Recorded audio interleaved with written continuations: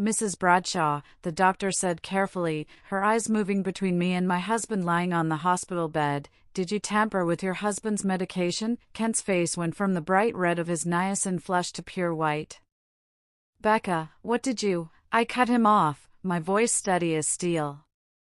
Tamper is such a strong word, doctor. I substituted certain pills never consecutively, always safely with harmless alternatives. Laxatives. Diuretics. Nothing dangerous. Just inconvenient. Today's episode was a mild reaction to niacin flesh, which is completely harmless. The room went silent. I wanted him to come here, I continued, looking directly at Kent. To the hospital. Where there would be witnesses. Because you see, doctor, for the last 8 months, my devoted husband has been living a double life. Every Tuesday and Thursday evening, he told me he had client meetings. But he was actually with another woman named Nadine. Kent couldn't meet my eyes. The doctor's expression shifted from confused to understanding to something like horrified fascination. And I've spent the last month, I said, my voice finally rising with 4 weeks of contained fury, making sure those evenings didn't go as planned. I made you feel a fraction of the sickness I've felt since I found out about her. I made your body betray you the way you betrayed our marriage. I made you too afraid to leave our bathroom while you were too comfortable leaving our marriage. Hello, my beautiful souls. This is Auntie Katie, and welcome back to another story that will make you question everything you thought you knew about love, loyalty, and what happens when both are shattered. If you're new here, welcome to the family. If you've been with me, thank you. From the bottom of my heart, thank you for showing up, for listening, for sharing your stories with me in the comments. You make this community what it is, a place where truth isn't sugar-coated and justice isn't always found in a courtroom. Before we dive into today's story, let me say a quick prayer for each and every one of you. Heavenly Father, I lift up every person watching this right now. Whatever they're carrying, heartbreak, betrayal, confusion, or just the weight of another difficult day, I pray you lighten their load. Give them wisdom to know when to fight and when to walk away. Give them strength to choose themselves even when love tries to make them small. Protect their peace, guard their hearts, and remind them that their worth is not determined by how others treat them. Bless them with clarity, courage, and the kind of love that doesn't require them to shrink. In your name, amen. Now, let's get into this story. And trust me, you're going to want to hear every single word. The prescription bottle felt cold in my palm as I stood in our bathroom at 3 a.m, listening to my husband's steady breathing from the bedroom. Kent had always been a heavy sleeper. One of the many things I'd loved about him during our 12 years of marriage. Now, it was simply convenient. The label read, Kent Bradshaw Atorvastatin 40 mg, take 1 daily for cholesterol. I twisted the cap open and poured the white tablets into my hand. 43 pills. I'd counted them yesterday. Kent was religious about his medication, a consequence of his father's fatal heart attack at 52. Kent had just turned 48, and the fear of following in his father's footsteps kept him disciplined about doctor's appointments, prescriptions, and his health. Or so I'd believed. Funny how you think you know someone. How you believe in the routines, the rituals, the small daily confirmations of a shared life. I had believed in Kent's 6 a.m. pill with his coffee. His predictable schedule. His devotion to our life together. I had believed in all of it until 6 days ago. Let me take you back to before everything shattered. Before I became the woman standing in a bathroom at 3 a.m., plotting pharmaceutical revenge, Kent and I had what everyone called the good kind of marriage. Not the passionate, dramatic kind you see in movies. The steady kind. The kind where you know each other's coffee orders and can finish each other's sentences. The kind where Sunday mornings meant pancakes and crossword puzzles, and Friday nights meant wine and whatever was new on Netflix. We met at a medical conference 14 years ago. I was a pharmacy technician then, working the registration desk. He was attending sessions on healthcare technology for his company. He spilled coffee on the registration table, apologized 5 times, and asked me to dinner to make up for the mess. "I promise I'm less clumsy with actual plates," he'd said, that crooked smile that would become so familiar that he wasn't lying. Our first date was smooth, easy. No awkward silences. No pretending to be someone we weren't. Just 2 people who fit together comfortably, like puzzle pieces that had been waiting to meet. We married a year later. Small ceremony, just family and close friends. No drama. No cold feet. Just 2 people who loved each other saying yes to a shared life. I eventually left pharmacy work to become a freelance medical writer. Better hours, better pay, and I could work from home. Kent climbed the corporate ladder at his tech company, managing healthcare software implementations. His job required travel, sometimes conferences, client sites, training sessions. I never questioned it. Why would I? Our life had a rhythm. Kent woke at 5:30 every morning, went for a run, came back for his cholesterol pill and coffee by 6 o'clock. I'd usually still be in bed, but I'd hear him moving through the house, the coffee maker gurgling, his keys jingling as he left for work by 7:00. He'd text me throughout the day.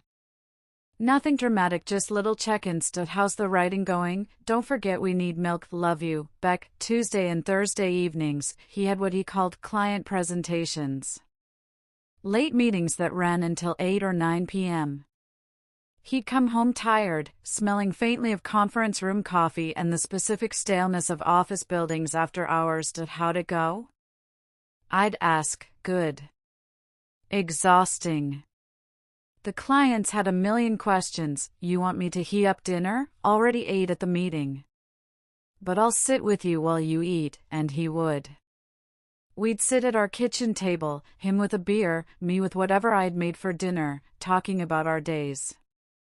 His stories about difficult clients. My frustrations with unclear writing assignments.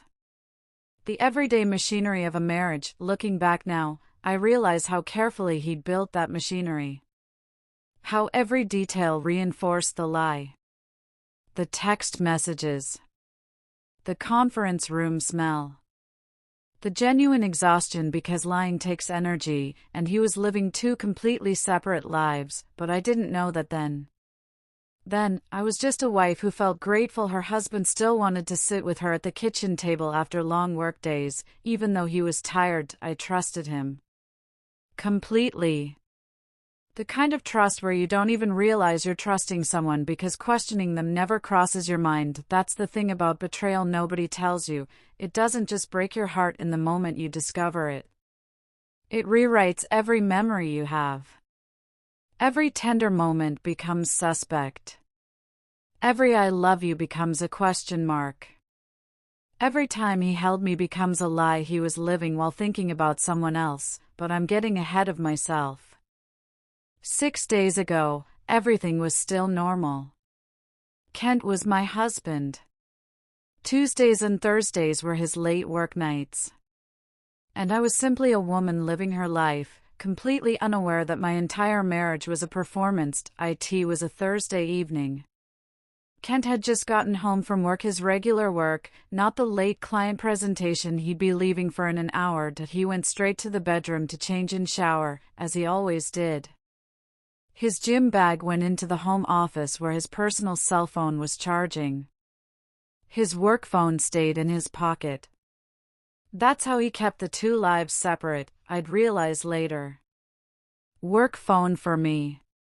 Personal phone for her. I was in the kitchen, chopping vegetables for a stir-fry I'd eat alone while he was supposedly presenting to clients who didn't exist.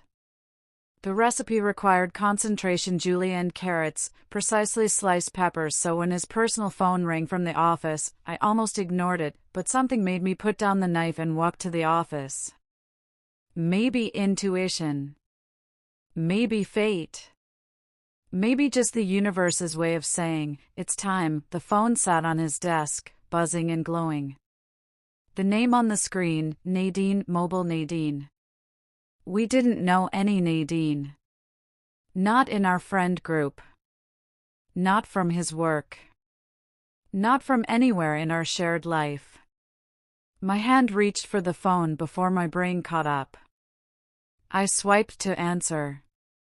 Hello? Silence. Then a woman's voice, smooth and surprised.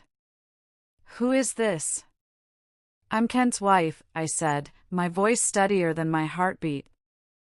Who is this? The pause that followed lasted maybe 3 seconds. But in those 3 seconds, I felt my entire marriage shift beneath my feet like an earthquake you can't see but can definitely feel. His wife?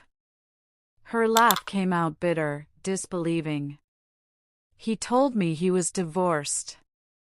That his ex-wife lived in Portland and they hadn't spoken in 2 years. My hand gripped the phone so hard my knuckles went white. I live here. With him. In our house. We've been married 12 years. We've never been divorced. Another silence. When she spoke again, her voice had changed, softer, almost apologetic, like she just realized she was the other woman in an equation she thought was simple. I'm so sorry. I had no idea. I would never. We've been seeing each other for 8 months. 8 months. Not a one-night mistake. Not a brief lapse in judgment. 8 months of deliberate, sustained betrayal. 8 months of planning, lying, creating alibis. 8 months of him kissing me goodbye and hello while building an entire separate life with someone else. Where did you meet? I heard myself ask. My voice sounded distant, like it was coming from someone else's body. At the Marriott downtown. The hotel bar. I'm a pharmaceutical sales rep, was there for a conference. He said he was there for a regional meeting with his company. We got to talking and, the Marriott. I remembered that day. March 15th. I'd driven Kent there myself, kissed him goodbye in the lobby, told him I'd miss him even though it was just 2 days, have a good conference, I'd said. I'll call you tonight, he'd promised, and he had. He called me from his hotel room probably after she'd left and told me about the boring presentations and the mediocre conference food and how much he missed our bed. All lies. All of it. He comes to my apartment every Tuesday and Thursday evening, Nadine continued, words starting to rush out like she needed to confess, to absolve herself by giving me the full truth. He says he has late meetings that run long, that his company demands too much of his time. We go to dinner sometimes, but mostly we just. I thought he was lonely. He told me the divorce had destroyed him, that he'd forgotten what it felt like to be wanted. Tuesday and Thursday evenings. His client presentation nights. The nights I'd sat at home alone, eating dinner in front of the television, proud of my husband's dedication to his career. The nights I'd fall asleep before he got home and wake up to him sliding into bed beside me, smelling like shower gel and lies. What does he tell you? I asked. About his life, that he's lonely, she said quietly. That his marriage, his previous marriage, I thought, had become cold and distant before it ended. That meeting me made him feel alive again. That he was finally ready to open his heart to someone new. Her voice cracked slightly. I thought I was helping him heal. I thought we were building something real. You were building something, I said, my voice harder than I'd ever heard it. But it wasn't real. It was just borrowed time with someone else's husband. I'm so sorry, she whispered. I had no idea. He seemed so genuine, they usually do, I said. That's how they get away with it. I hung up. For a long moment, I just stood there in Kent's office, holding his phone, staring at nothing. I could hear the shower running in our bathroom.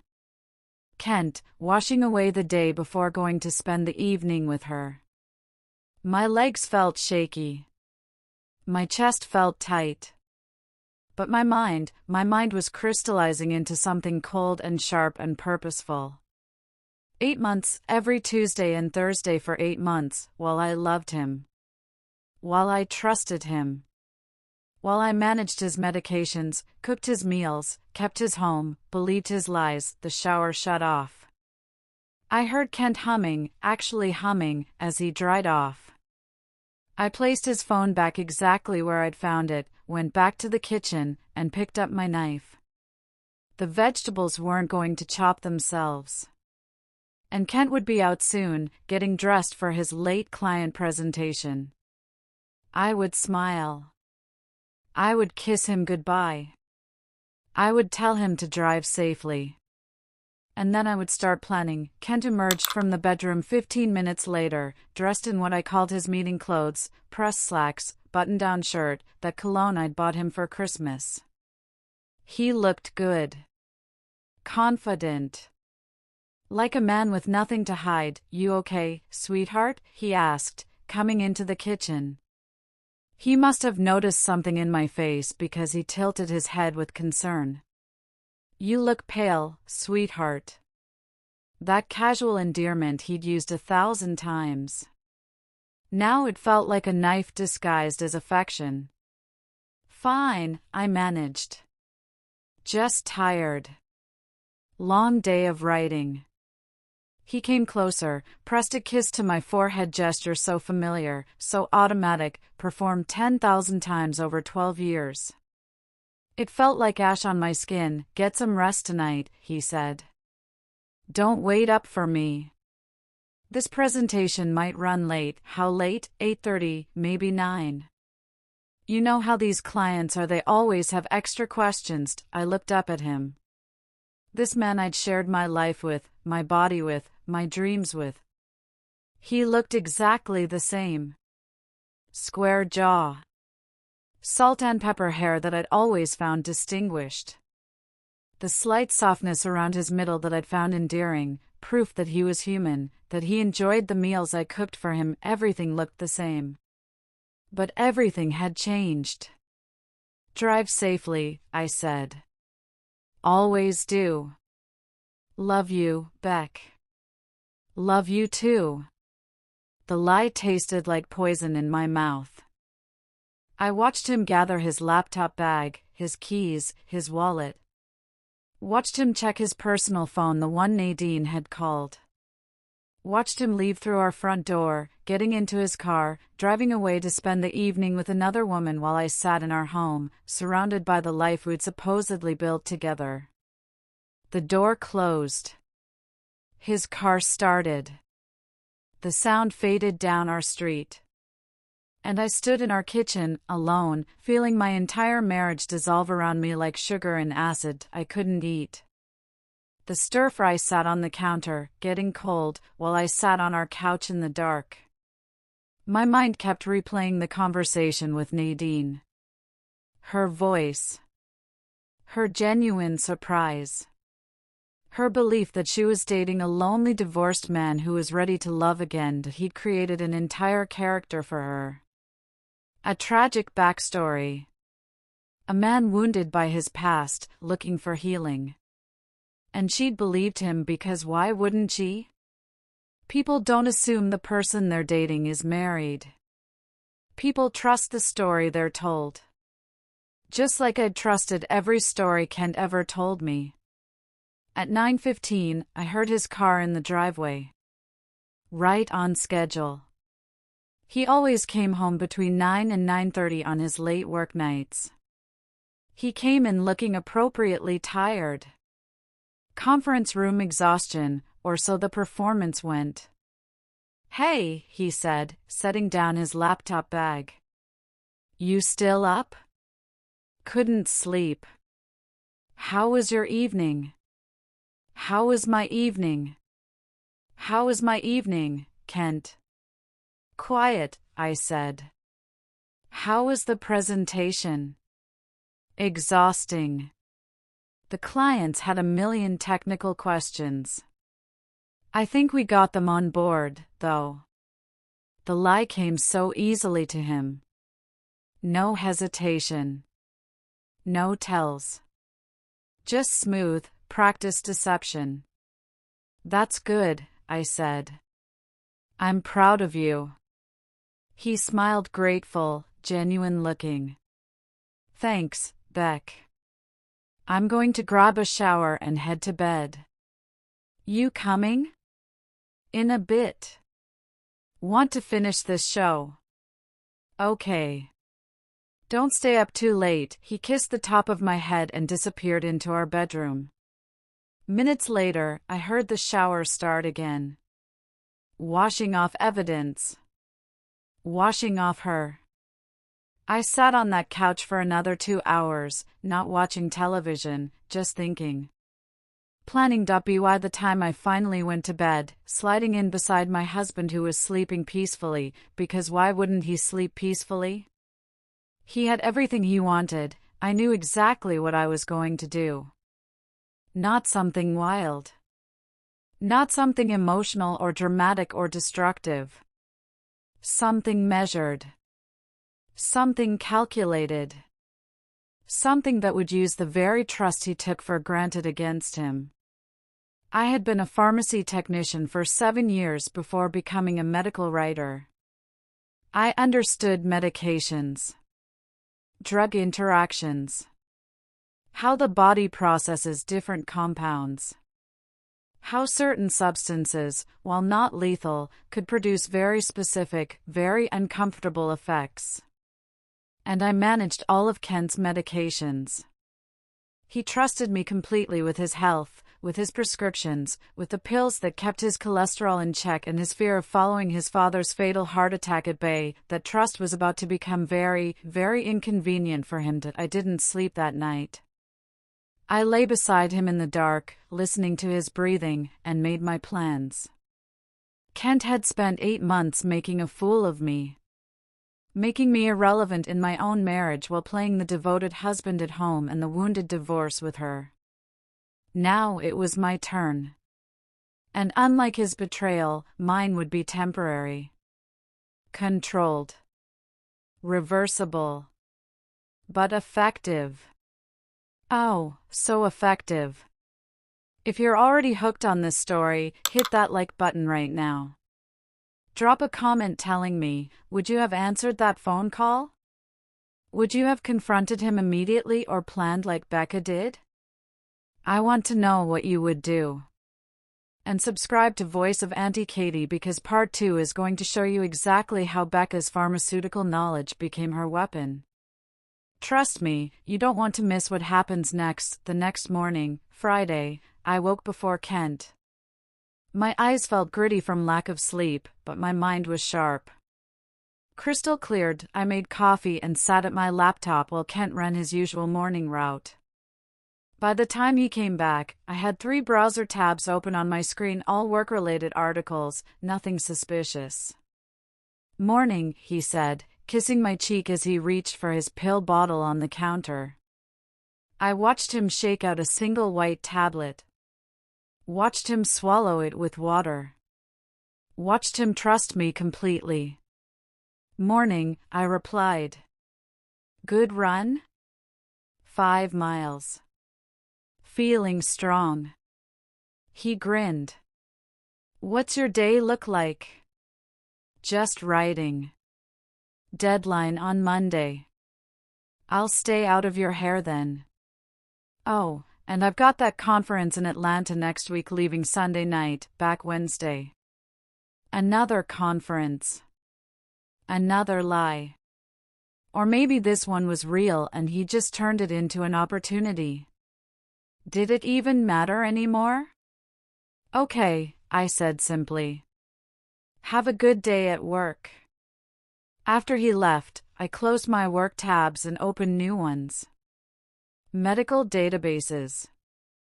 Pharmacy journals. Drug interaction charts. Over-the-counter medication guides. I spent 3 days researching. Not frantically, methodically. Taking notes. Cross-referencing. Making absolutely certain of dosages, effects, timing.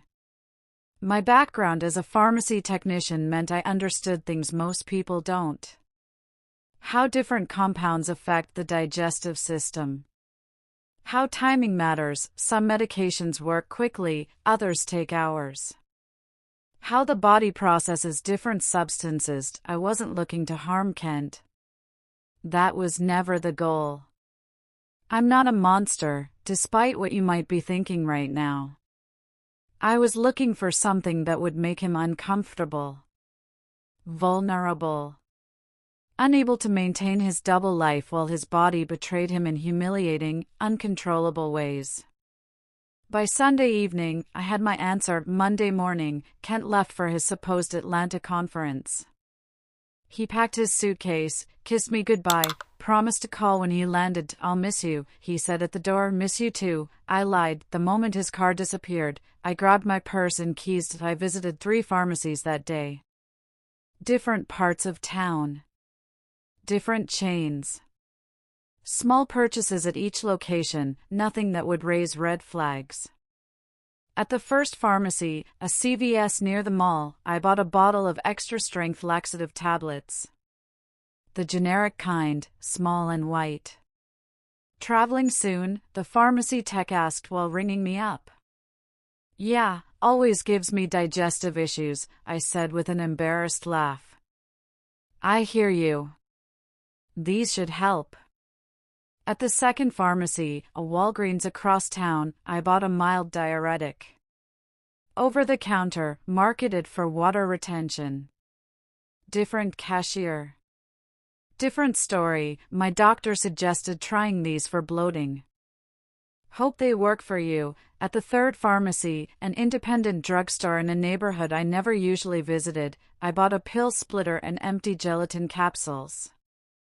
The kind people use for making their own supplements. "Making vitamins?" the elderly pharmacist asked. "Herbal supplements for my mom," I said smoothly. "She has trouble swallowing large pills." "You're a good daughter." If only he knew. Back home, I laid everything out on my desk in the spare bedroom.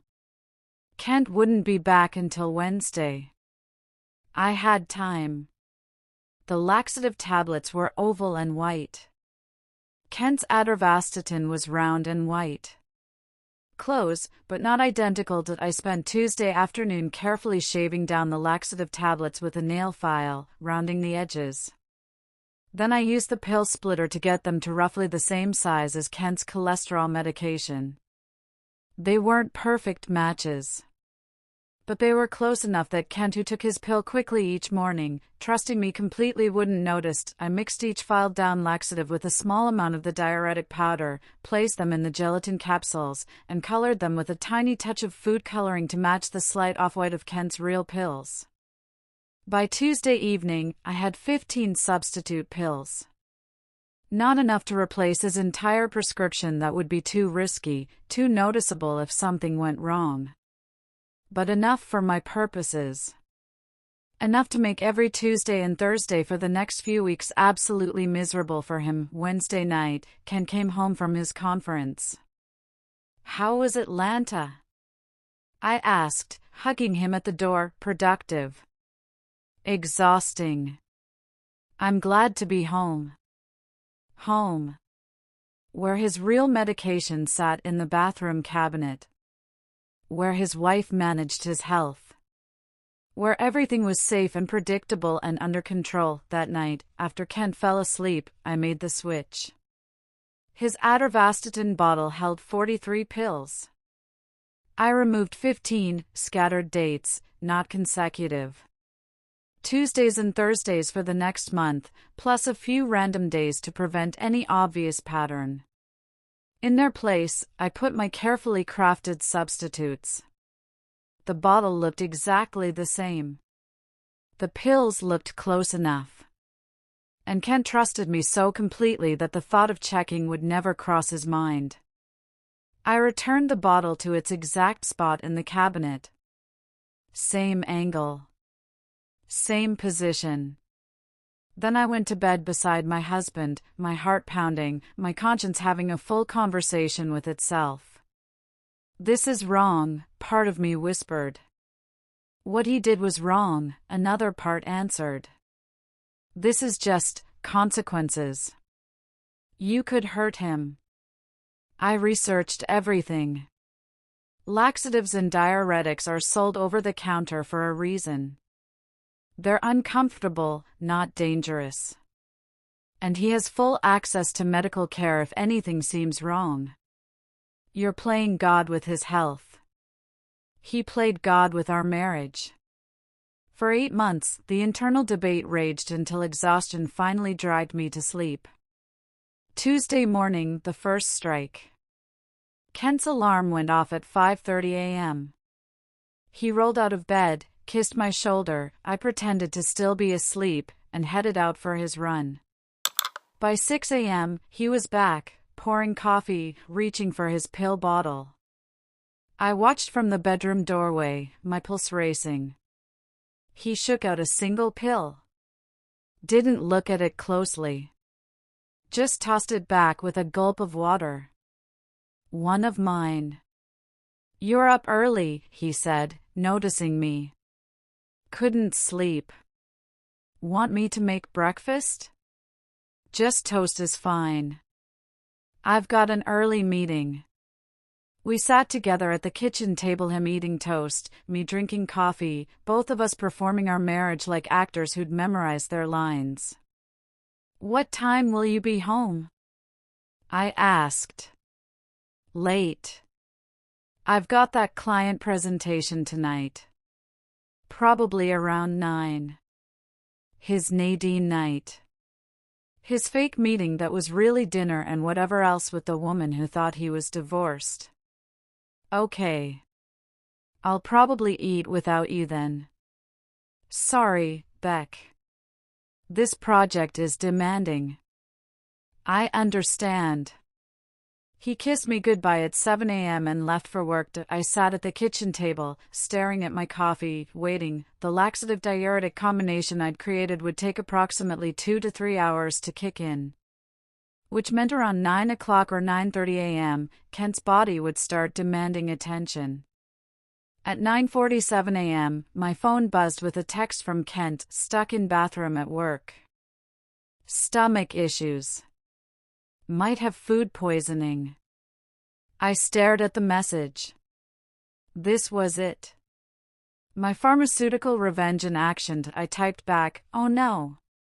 That's awful. Do you need to come home? Want me to bring you anything?" "No, I'll be fine. Just unexpected. Must have been something I ate. Feel better, honey. Let me know if it gets worse. Thanks. Love you." "Love you too." I set the phone down and took a long, slow breath. It was working. Ken came home that evening at 6:30 p.m. Early. Very early for a client presentation night. He looked pale. Exhausted. Defeated. "What happened?" I asked, playing concerned wife perfectly. "You're home early. Did the meeting get cancelled?" "I had to cancel it," he admitted, collapsing on the couch. "I've been sick all day. I don't know what's wrong with me, Beck. I've been running to the bathroom every hour. My stomach is killing me. Did you eat something weird yesterday in Atlanta?" "I don't think so. Same hotel restaurant I always use." He rubbed his face. "Maybe I'm coming down with something. Want me to make you some soup? Crackers? Just water for now. I'm afraid to eat anything." I brought him water and sat beside him, rubbing his back like a devoted wife would. Inside, I felt complicated. Not guilty, exactly. Not satisfied either. Just resolute. If you're still feeling bad tomorrow, maybe see a doctor, I suggested. It's probably just a 24-hour thing. I'll be fine. Wednesday, the reprieve. Wednesday morning, Ken took his pill, a real one this time, according to my schedule. He seemed better. Still cautious, but functional. Maybe it was just one of those things, he said, relieved. Feeling almost normal today. He went to work. Stayed the full day. Came home at his regular time. Ate a normal dinner. By bedtime, he seemed convinced the previous day had been a fluke. I'm glad you're feeling better, I said. Me too. I was worried there for a while. Thursday morning, strike two. Kent's alarm. His run. His coffee. His pill. Another one of mine. Big day today? I asked over breakfast. Pretty standard. Oh, and I've got that late meeting again tonight. The client we had to reschedule from Tuesday. Another Nadine night. Okay. What time will you be home? Probably 8:30. I'll text you. He left at 7 a.m., healthy and confident. By 10:15 a.m., my phone buzzed. Not again. Sick again. What is happening to me? Oh no! The same stomach thing? Worse. I'm going to have to work from home the rest of the day. Can't be far from a bathroom. Come home. I'll take care of you. On my way. He arrived home by 11 a.m., looking miserable. This can't be a coincidence, he said, heading straight for our bathroom. 2 days this week? Something is seriously wrong. Maybe it's stress? I suggested. You've been working such long hours. Maybe. He didn't sound convinced. By 6 p.m., he texted Nadine, I assume canceling whatever plans they'd had. He spent the evening on our couch, wrapped in a blanket, drinking Gatorade, looking utterly defeated. I'm calling the doctor tomorrow, he announced. This isn't normal. That's probably smart, I agreed. Kent got an appointment with his primary care physician for Friday afternoon. I offered to go with him. He declined. It's just a consultation. No need for both of us to waste the afternoon. He came home 2 hours later with paperwork and a prescription. What did the doctor say? I asked. Ran a bunch of tests. Everything came back normal. He thinks it might be IBS triggered by stress. Gave me something for my stomach. IBS. Irritable bowel syndrome. The perfect medical catch-all for unexplained digestive issues. Are you going to take it easier at work? I asked. I'll try. But you know how it is, the projects don't stop. Over the weekend, Kent seemed fine. Normal energy. Normal appetite. He took his real pills Saturday and Sunday. By Monday, he was convinced the worst was over. I think whatever it was has passed, he told me. Probably was just stress like the doctor said. I'm glad you're feeling better. Tuesday, week 2, strike 3. Morning routine. Coffee. Pill one of mine. Kent hesitated before taking it, looking at the tablet in his palm. My heart stopped. Something wrong? I asked, keeping my voice casual. Just being paranoid. After last week, I'm second-guessing everything I put in my body. That's understandable. But that's your regular cholesterol medication. You've been taking it for years. You're right.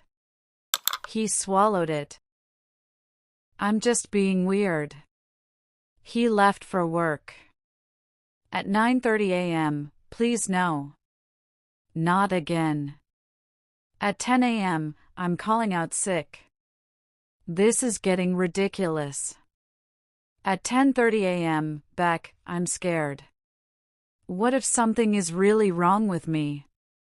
That last text hit differently. Not triumph. Not satisfaction. Just complexity. Come home. We'll figure this out together. When he got home, he looked genuinely frightened. What if it's cancer, he said, his voice shaking. What if it's something serious and they just haven't found it yet? You just saw the doctor Friday.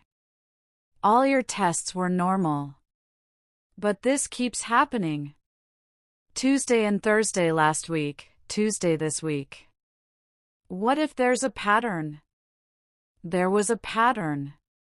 Just not the one he was thinking. Let's call the doctor again, I suggested. Get more tests if you need them. We'll figure this out. He nodded, looking relieved that I was taking charge. That's what he'd always done, relied on me to manage the health stuff, to keep track of appointments and medications and symptoms. He trusted me to take care of him. The guilt tried to creep in again. I pushed it back. He made you irrelevant in your own marriage while you were managing his life. This is just reciprocity. That evening, Kent was supposed to meet Nadine. His Thursday routine. Instead, he spent it on our couch, pale and exhausted, within sprinting distance of our bathroom.The. Oh, you need anything? I asked, bringing him water. Just for this to stop, he said quietly. I feel like my body is betraying me. Your body is betraying you the way you betrayed our marriage, I thought. But I didn't say it. It will get better, I said instead. Bodies are weird sometimes. Thursday, week 2, strike 4. By Thursday morning, Kent was terrified of his own routine. Maybe I shouldn't take my cholesterol pill today, he said, staring at the bottle. What if that's what's making me sick? Kent, you can't just stop taking your medication. Your cholesterol will spike. You know what happened to your dad. The mention of his father's heart attack did it. Fear of following that path had always been his strongest motivator. You're right. I'm paranoid. He took the pill, another one of mine. By 9 a.m., he was calling in sick again. By 10 a.m., he was canceling his evening plans, whatever they were. By noon, he was researching autoimmune disorders and food allergies online. I'm making an appointment with a gastroenterologist, he announced. Something is seriously wrong. Okay. That sounds like a good idea. On day 16, a Saturday afternoon, my phone rang with a number I didn't recognize. I answered. Hello? Is this Becca? A woman's voice. Her voice. This is Becca. Who's calling? This is Nadine. A pause. We spoke a couple weeks ago. About Kent. My blood went cold and hot simultaneously. What do you want, Nadine? I thought you should know. Kent stopped seeing me. He just stopped showing up. Won't return my calls or texts. I'm worried about him. Worried about him, I repeated flatly. Look, I know this is awkward. But the last time I saw him, 2 weeks ago, he looked terrible. Pale, sweating. He barely made it through dinner before he said he was sick and had to leave. He hasn't contacted me since. Is he okay? Like, health-wise? Part of me wanted to scream at her. Part of me wanted to tell her everything. Part of me just wanted to hang up. Instead, I said calmly, Kent has been dealing with some stomach issues lately. Nothing serious.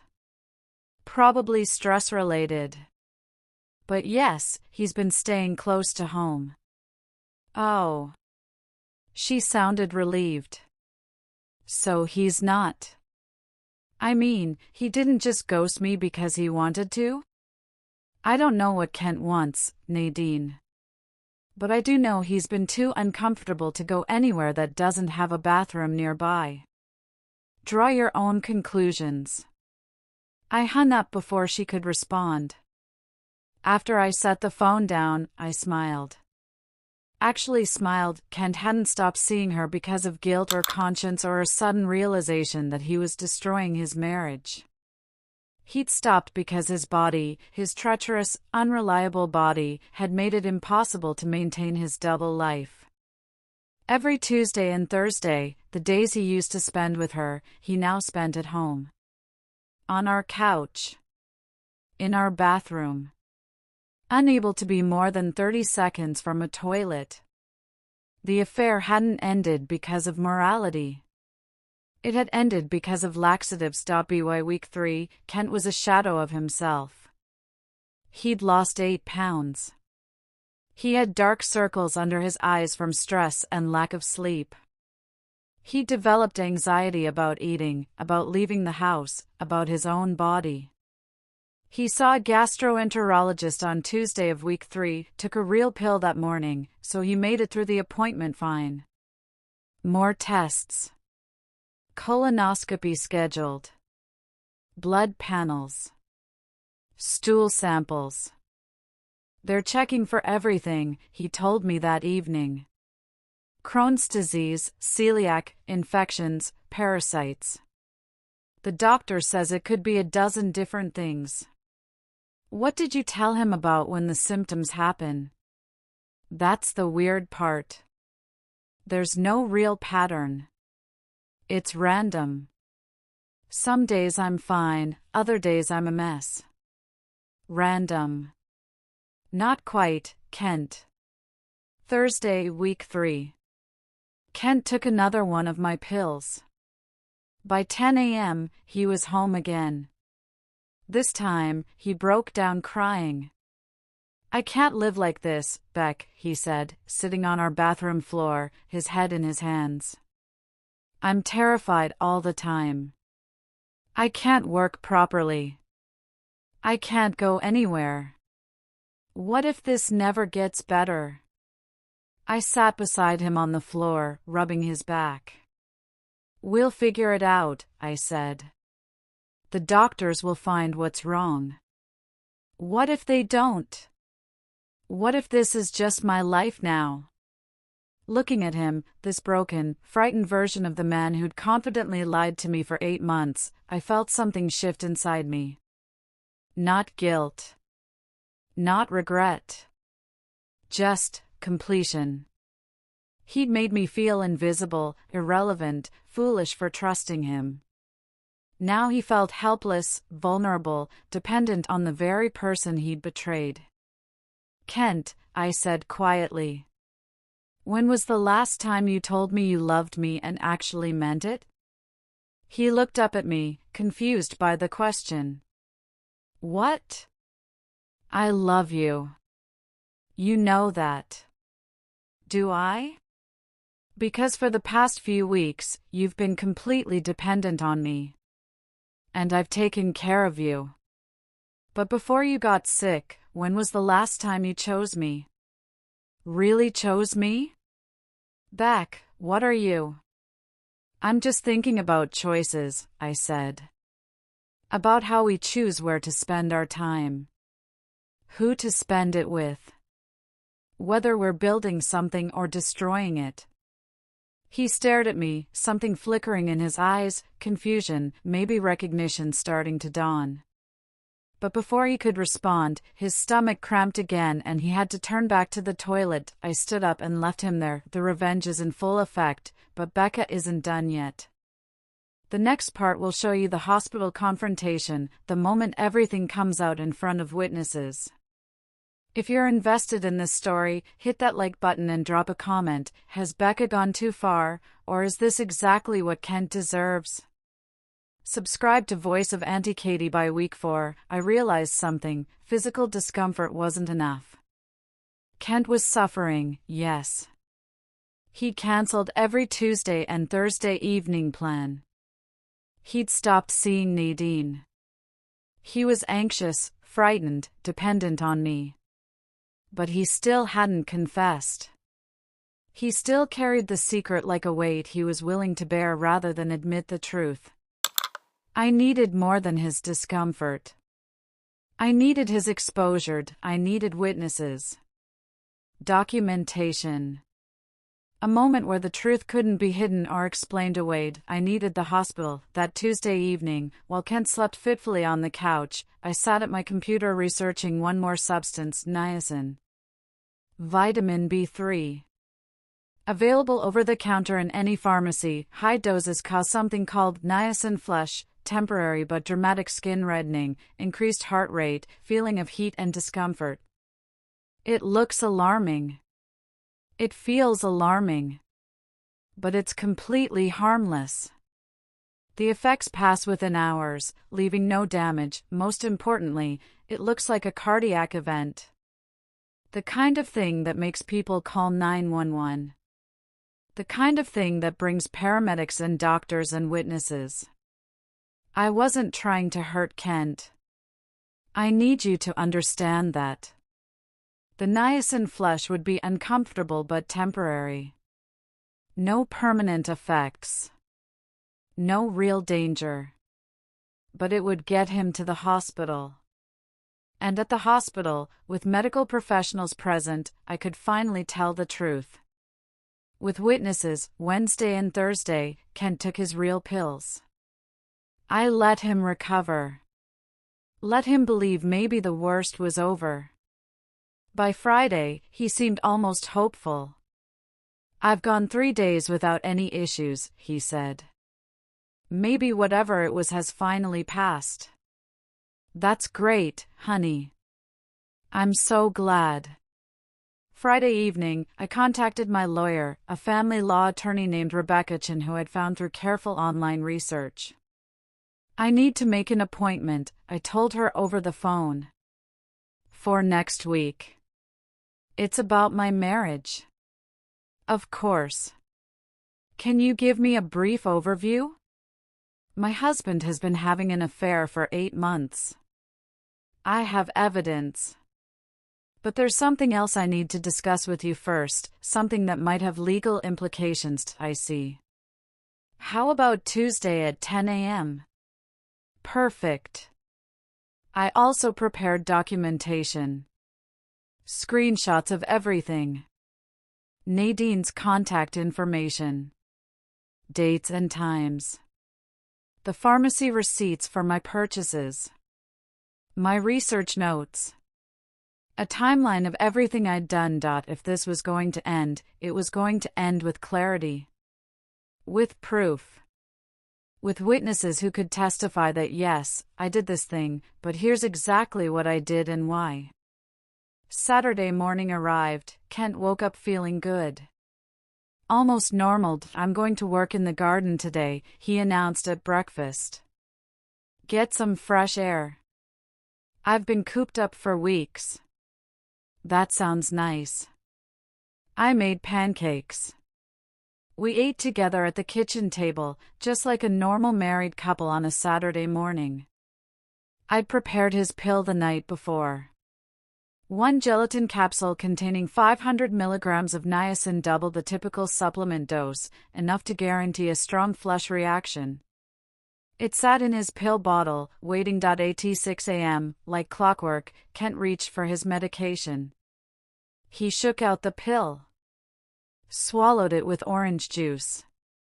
Took his last betrayed dose without knowing it. Thanks for making breakfast, he said, kissing my cheek. I'm going to shower and then head outside. Okay. I'll be working in my office if you need me. 2 to 3 hours, according to my research. That's how long before the niacin flush kicked in at this dosage. I went to my office. Opened my laptop. Pretended to work.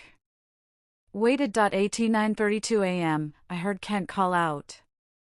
Becca! His voice sounded wrong. Strained. Frightened. I closed my laptop and walked calmly to the kitchen. Kent stood by the sink, gripping the counter. His face was bright red, not embarrassment red, but alarming red, like he'd been sunburned in minutes. His neck was splotchy. His hands were shaking. Something's wrong, he gasped. My heart, it's racing. I can feel it pounding.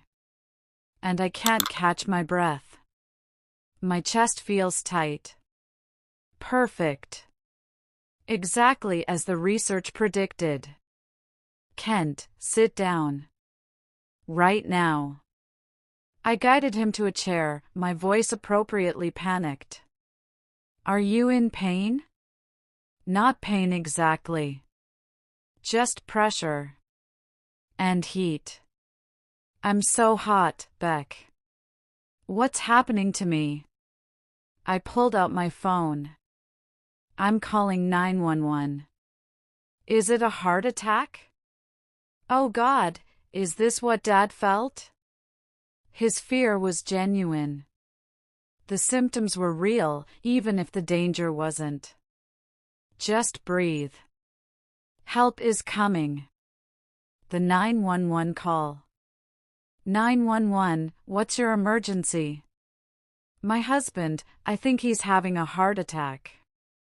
His face is red, his heart is racing, he can't breathe properly. Is he conscious? Yes, he's conscious. But he's scared. We're both scared. What's your address? I gave it clearly, calmly. Paramedics are on the way. Stay on the line with me. Is he experiencing chest pain? Pressure, he says. Tightness. Any history of heart problems?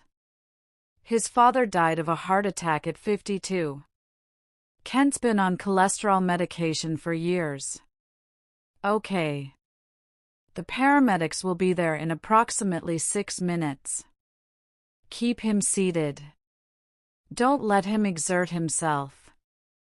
I stayed on the phone, performing perfect concerned wife, while Kent sat at our kitchen table looking terrified.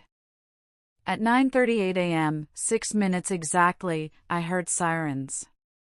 2 paramedics, a woman in her 40s and a younger man, came through our front door with their equipment. Sir, I'm going to check your vitals, the woman said, immediately taking charge. Can you tell me what you're feeling? My heart is pounding. My face feels like it's on fire. I can't breathe right. She wrapped a blood pressure cuff around his arm. Any chest pain? Pressure. Tightness. The younger paramedic was setting up an EKG. We're going to run some tests right here. Try to stay calm. They worked efficiently, asking questions. Any medications?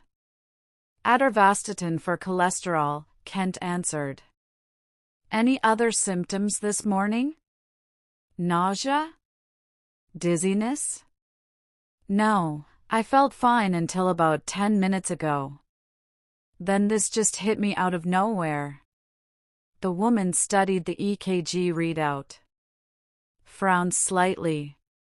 Your heart rate is elevated but the rhythm is normal. Blood pressure is high but not dangerously so. What does that mean? Kent asked, his voice desperate. It means we need to get you to the hospital for further testing. This could be an allergic reaction, a cardiac event, or several other things. Better to be safe. They loaded him onto a stretcher. Kent reached for my hand. Come with me, he asked, vulnerable as a child. Of course. Let me grab your medications. We're taking him to Memorial, the female paramedic told me. You can follow us or ride in the ambulance. I'll follow. I need to bring his medication bottles, the doctors will want to see them. Good thinking. They wheeled Kent out to the ambulance. I went to our bathroom and collected every bottle. The atorvastatin. His blood pressure medication. The stomach medicine from his recent doctor visit, all of them, including the evidence. Memorial Hospital's emergency room was busy for a Saturday morning. They took Kent back immediately while I checked him in at registration. Relationship to patient? Wife. Do you have his insurance card? I provided everything. Played my role perfectly. They let me back to see him 20 minutes later. He was in a curtain bay, hooked up to monitors, looking slightly less red but still frightened. They're running tests, he said when he saw me. Blood work, EKG, the full panel. What are they saying? That my heart looks okay. That whatever happened is already starting to subside. But they don't know what caused it. A doctor arrived, a woman in her 50s with kind eyes and the tired shoulders of someone who'd worked too many double shifts. Mr. Bradshaw, I'm Dr. Patel. Your EKG looks normal. Your heart is healthy. Whatever caused this episode, it wasn't a heart attack. Then what was it? Kent asked. We're still determining that. Your blood work will tell us more. She turned to me. You're his wife? Yes. I brought all his medications. I handed her the bag. Dr. Patel examined each bottle carefully. When she got to the atorvastatin, she opened it and studied the pills inside. How long have you been taking this medication, Mr. Bradshaw? 5 years. And you take it consistently? Same time every day? Every morning at 6. My wife manages all my medications. I never miss a dose. Dr. Patel looked at me. Mrs. Bradshaw, have you noticed anything unusual about his pills recently? Any changes in color, shape, or manufacturer? This was it. My moment. Actually, I said slowly, I have been wondering about something. What do you mean? Dr. Patel asked. I looked directly at Kent. Do you remember when your stomach issues started? About a month ago? His eyes widened slightly. He was beginning to sense something. It was right around the time you mentioned that conference at the Marriott, I continued. The one in March. Do you remember that conference, Kent? Becca, what are you? What conference? Dr. Patel asked, confused. The one that didn't happen, I said, my voice steady. The one he lied about so he could meet a woman named Nadine. A pharmaceutical sales rep he'd been seeing for 8 months. The room went completely silent. Kent's face drained of all color, the niacin flush completely gone now, replaced by pure shock. Mrs. Bradshaw, Dr. Patel said carefully, what are you saying? I'm saying that 5 weeks ago, I discovered my husband was having an affair.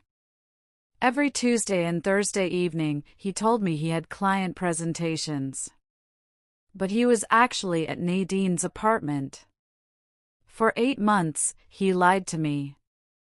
For 8 months, I managed his medications, cooked his meals, kept his home, while he built a whole separate life with someone else. Becca, please, Kent tried to interrupt. And for the past month, I continued, I've been making sure those Tuesday and Thursday evenings didn't go according to his plans. Dr. Patel's expression shifted from confusion to understanding to something like horrified fascination. Did you tamper with his medication? She asked directly. I substituted certain pills, I admitted. Not all of them. Never consecutively. Always with over-the-counter substances. Laxatives. Diuretics. Nothing dangerous. Nothing that would cause permanent harm. Just enough to make him extremely uncomfortable. Enough that he couldn't leave our bathroom, let alone leave our house to see her. Kent looked like he might be sick. You've been poisoning me? Poisoning is a strong word, I replied. I've been giving you legal, over-the-counter medications in safe doses. You had full access to medical care. You saw doctors. You got tests. Everything came back normal because nothing I gave you was toxic. Why? He whispered. Because you made me feel sick for 8 months while I loved you. So I made you feel sick for 4 weeks while you lied to me. Today's episode, this hospital visit, that was niacin. Vitamin B3. Completely harmless. But I needed you here. In front of witnesses.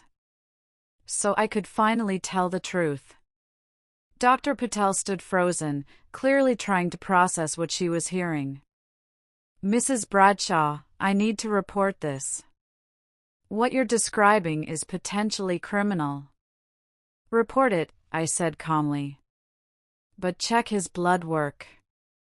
Check everything. You'll find nothing harmful in his system. No poison. No dangerous drugs. Just temporary discomfort from substances anyone can buy at CVS. I turned back to Kent. You wanted to know what's wrong with you? I'll tell you what's wrong. Your body betrayed you the way you betrayed our marriage. And now, in front of medical professionals who can document everything, I want you to admit what you did. Dr. Patel looked at Kent. Mr. Bradshaw, is what she's saying true? About the affair? Kent couldn't meet her eyes. Couldn't meet mine. Yes, he finally whispered. It's true. I've been seeing someone else. For 8 months. While I managed your life, I added. While I picked up your prescriptions. While I made sure you stayed healthy. While I loved you. Dr. Patel called security. The police arrived. I was questioned in a small consultation room while Kent was questioned separately. I told them everything. Showed them my documentation. The pharmacy receipts. My research notes. The timeline. My lawyer's contact information. I never intended to cause permanent harm, I explained to the officer taking my statement. I researched everything carefully. The substances I used are sold legally. I gave them in safe doses. He had complete access to medical care throughout. I encouraged him to see doctors. Why did you do it? The officer asked. Because for 8 months, he erased me from my own marriage while pretending to be devoted at home. Because he used my care and my trust as tools to facilitate his affair. Because I wanted him to understand what it felt like to have your body betray you. My lawyer arrived within 40 minutes. I'd given her a heads up that morning, told her I might need her today. She spoke with the officers. With the hospital administration. with the prosecutor who was called in to review the case. Hours passed. Kent and I didn't speak. We sat in separate areas of the hospital, our marriage ending in fluorescent-lit rooms that smelled of antiseptic and broken promises. The prosecutor, a sharp-eyed woman named Jennifer Martinez, reviewed everything. "This is complicated," she finally said. "What Mrs. Bradshaw did exists in a legal gray area. Technically, it could be considered medication tampering. But the substances used weren't illegal. The doses were safe. She documented everything.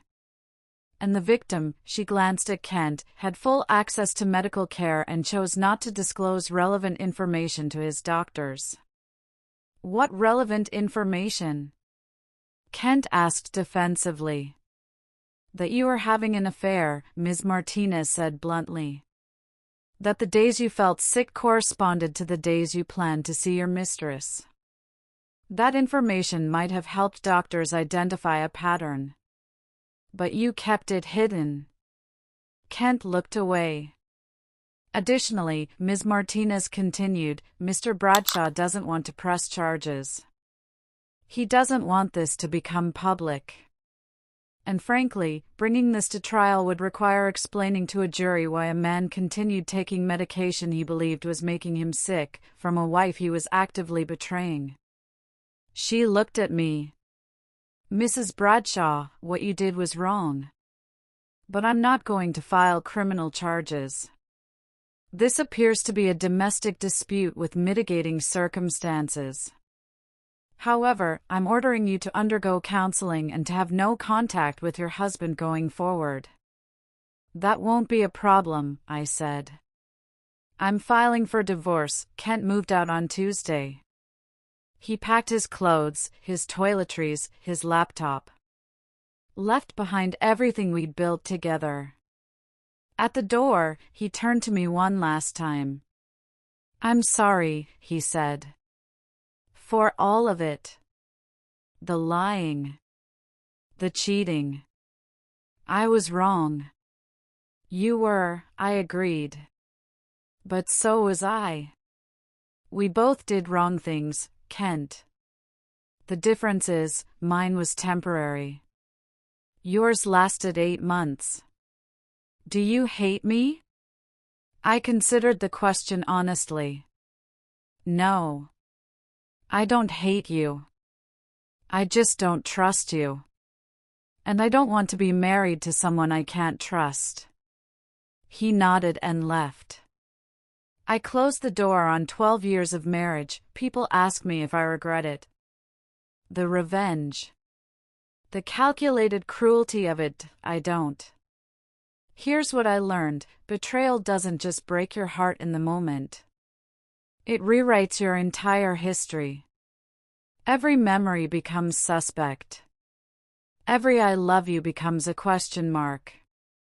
Every intimate touch, every shared laugh, every morning coffee becomes a lie you were living while he lived his truth somewhere else. Kent didn't just cheat on me. He erased me.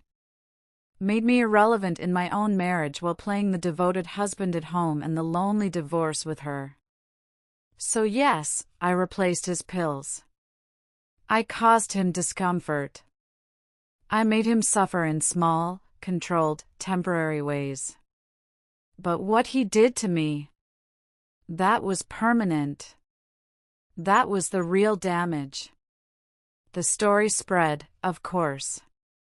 Through the hospital staff. Through our friends. Through Nadine, who heard from someone who heard from someone else. I became quietly legendary. The woman who used her pharmaceutical knowledge as a weapon. The wife who made her husband's body betray him the way he betrayed their marriage. Kent lives across town now. His relationship with Nadine ended. She doesn't date men who hide in bathrooms or lie about being divorced. His reputation is damaged. His trust in his own body is shaken. And me? I live in our house, my house now. Per the divorce settlement. I sleep peacefully. I eat meals without wondering who he's really with. I take morning coffee alone and don't miss the performance of marriage. The paramedics were shocked by what they found that day. Not poison in his system. Not attempted murder. But the calculated justice of a woman who loved chemistry almost as much as she'd loved her husband. Almost. Because in the end, I loved myself more. And that's the part of the story that matters most. Now, let me be clear about something, my dear ones. I'm not telling you to seek revenge. I'm not saying what Becca did was right or wrong, that's for you to decide. What I'm telling you is this: when someone betrays you, you have choices. You can scream. You can cry. You can forgive. You can leave. You can stay. All of these are valid, but you can also refuse to be a victim of your own kindness. You can refuse to let someone's betrayal define your worth. Becca's story teaches us several things. First, trust your instincts. She almost didn't answer that phone call. But something told her to pick it up. Always listen to that voice. Second, betrayal reveals character, theirs and yours. Kent showed who he was through 8 months of lies. Becca showed who she was through 4 weeks of calculated consequences. Third, justice isn't always legal. Sometimes it's poetic. Sometimes it's personal. Sometimes it's knowing that you didn't just accept being erased. Fourth, documentation matters. Always. Becca protected herself by keeping records, by researching carefully, by preparing for legal consequences. Smart planning isn't just for revenge, tease for survival. Fifth, your skills are your power. Becca's pharmacy background wasn't just a job she used to have. It was knowledge she carried with her, and when she needed it, it became her tool for reclaiming control. And finally, the strongest revenge isn't destruction. It's living well. It's choosing yourself. It's refusing to let someone else's betrayal make you small. So tell me, was Becca wrong? Was she right? Was she somewhere in between? Drop your answer in the comments.